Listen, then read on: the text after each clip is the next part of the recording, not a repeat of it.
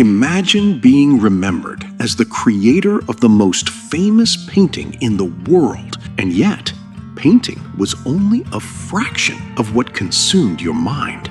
Leonardo da Vinci studied the human body by dissecting corpses. He filled notebooks with designs for flying machines centuries before powered flight existed. He studied water, muscles, birds, light, engineering, anatomy, architecture, and the mechanics of nature. But there was something unusual about Leonardo. He rarely seemed satisfied with simply knowing an answer. He wanted to know why, and that obsession came with a price. He left paintings unfinished. He abandoned enormous projects.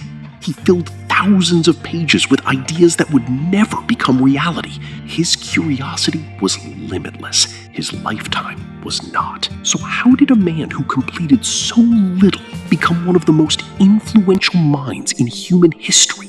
The answer isn't simply genius, it's curiosity. Because Leonardo da Vinci didn't spend his life trying to become the greatest artist alive. He spent it trying to understand the world, and the more he understood, the more questions he discovered. The Boy from Vinci. Leonardo was born on April 15, 1452, near the Tuscan town of Vinci in the Republic of Florence. He was the illegitimate son of Ser Piero, a notary, and Caterina. That status mattered in Renaissance Italy. Leonardo would not follow the straightforward professional path his father's legitimate sons could pursue. No university, no guild reserved for men of proper birth, no easy inheritance of his father's standing. But what he lacked in conventional opportunity, he seemed to make up for with observation. Picture a boy crouched at the edge of a stream near Vinci, perfectly still, watching water curl around a stone for far longer than any adult would think reasonable. Not admiring it, studying it. Water moving around stones, birds crossing the sky, plants reaching towards sunlight, the changing expressions on human faces. He didn't simply look at things, he studied them. Eventually, Leonardo moved to Florence and entered the workshop of Andrea del Verrocchio, one of the leading artists and craftsmen of the city, and this was where his world truly opened. A Renaissance workshop wasn't simply a place for painting. It involved sculpture, mathematics, perspective, metalworking, architecture, mechanics, and design. Leonardo absorbed these disciplines together. For him, there was no strict boundary between art and science. Understanding the human body could make a painting better. Understanding light could improve observation. Understanding mechanics could reveal how nature moved. Everything connected. There is a famous story that Leonardo contributed an angel to Verrocchio's baptism of Christ, and that the quality of Leonardo's work supposedly astonished his master so completely that Verrocchio never picked up a paintbrush again. The story was recorded by later biographers and may have been embellished. But the larger truth is clear. Leonardo was already developing a habit that would define his entire life. He wasn't satisfied with copying what others knew. He wanted to discover what they had missed. The engineer who called himself something else. By his late 20s, Leonardo had established himself as an artist. But when he sought employment in Milan around 1482, something remarkable happened. He didn't lead with painting. In his famous letter to Ludovico Sforza, Leonardo presented himself primarily as an engineer. He described his ability to design bridges, canals, fortifications, military machines, and other engineering projects. Only near the end of the letter did he mention his abilities in painting and sculpture, almost as an afterthought, tucked in after everything else. That letter reveals something important. Leonardo didn't see himself as merely a painter who happened to have other interests. He saw himself as a problem solver. Painting was one of the problems he happened to solve extraordinarily well. In Milan, he pursued ambitious projects. He worked on stage machinery for court festivals, elaborate contraptions of pulleys and gears designed to make actors seem to descend from the heavens. He studied architecture and military engineering. he designed an enormous bronze equestrian monument intended to become one of the largest sculptures of its kind in the world. A horse alone, 24 feet tall, before a single rider was ever added. And eventually, he created the Last Supper. But even while working on major commissions, Leonardo's mind kept wandering toward other questions. How does water move? How does a bird generate lift? How does the human body produce movement? How does light behave? These weren't distractions to Leonardo. They were connected pieces of the same puzzle, and that became both his greatest strength and one of his greatest weaknesses. There were simply too many questions, and only one lifetime to chase them. Everything connected. There's a famous story that Leonardo contributed an angel to Verrocchio's baptism of Christ, and that the quality of Leonardo's work supposedly astonished his master so completely that Verrocchio never picked up a paintbrush again. The story was recorded by later biographers and may have been embellished, but the larger truth is clear. Leonardo was already developing a habit that would define his entire life. He wasn't satisfied with copying what others knew. He wanted to discover what they had missed. The Notebooks of an Obsessed Mind. If you want to understand Leonardo, don't start with his paintings. Start with his notebooks. Thousands of pages survive. They contain sketches, diagrams, scientific observations, engineering designs, anatomical studies, questions, calculations, and unfinished ideas. Leonardo often wrote in mirror script, from right to left. Some say to protect his ideas from prying eyes. Others simply because he was left-handed, and it kept the wet ink from smearing under his palm. His notebooks could move from anatomy to engineering to the flight of birds to the movement of water without warning. A study of a heart valve sitting beside a sketch of a war machine on the very same page. That seemingly chaotic curiosity reveals something profound. Leonardo didn't divide knowledge into neat boxes. He saw connections everywhere. His fascination with anatomy became especially intense. Working with medical practitioners and in hospitals, Leonardo dissected human bodies and produced extraordinarily detailed drawings of muscles, bones, organs, blood vessels, and the heart. Some sources estimate that he dissected around 30 human corpses over the course of his anatomical investigations, often at night, by lamplight, in the cold, when the smell and the secrecy of the work made it almost unbearable for anyone else to stay in the room. He wasn't studying anatomy merely to draw convincing figures. He wanted to understand the machinery of the human body. How does a tendon move a bone? How does a valve operate? How does the heart function? His observations were often remarkably advanced, centuries ahead of what medicine understood at the time.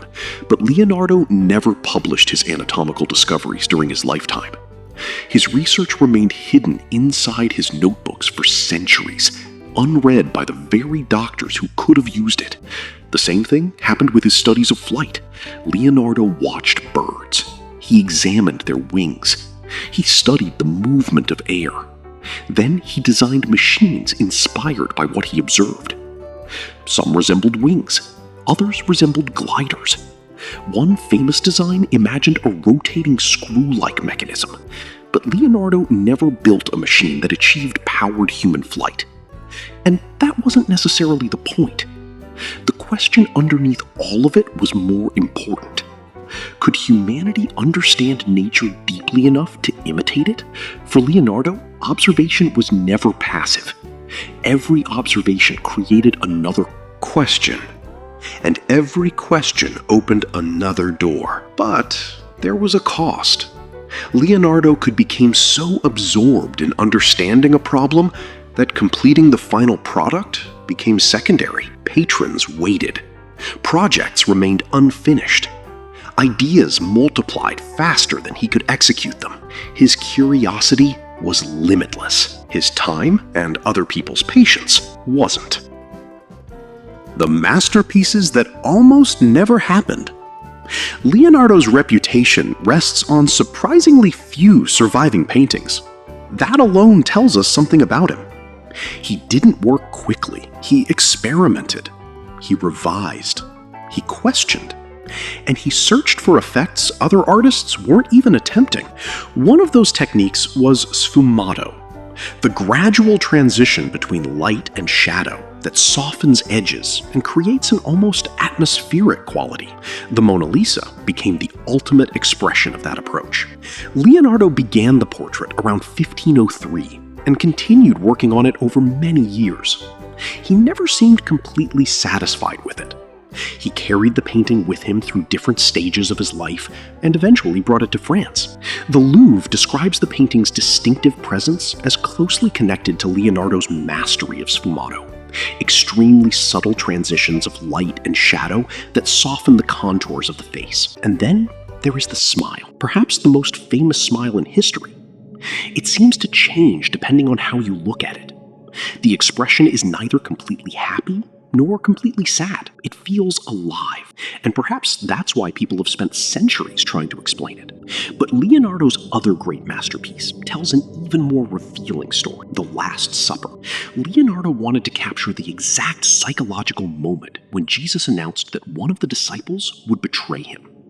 Instead of creating 13 static figures, he created 13 different reactions: shock, anger, confusion, suspicion, grief. To achieve the level of detail and revision he wanted, Leonardo avoided traditional fresco technique and painted on a dry surface instead. It gave him greater freedom to work slowly and make changes, but it also created a serious problem. The technique was far more fragile than traditional fresco. The painting began deteriorating soon after its completion. Visitors were reportedly describing visible damage less than 20 years later, while Leonardo was still alive to hear the reports reach him. Think about the irony. Leonardo wanted more control.